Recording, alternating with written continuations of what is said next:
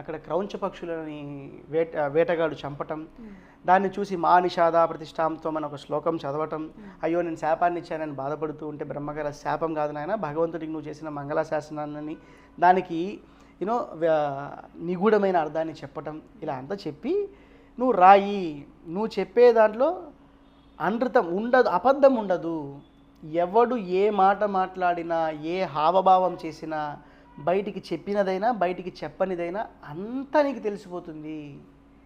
ఈ రామాయణం కొండలు నదులు ఈ భూమి మీద ఉన్నన్ని రోజులు ఉంటుంది, అవి ఉన్నన్ని రోజులు రామాయణం ఉన్నన్ని రోజులు నువ్వు నా లోకంలో ఉంటావు అని వరమిచ్చి వెళ్తారు.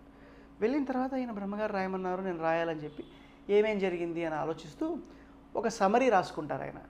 అది 3వ సర్గ, వాల్మీకి మహర్షి సర్గ రాసుకుంటారనమాట. 4వ సర్గ వచ్చేటప్పటికి ఓకే రాసుకున్నాను కదా.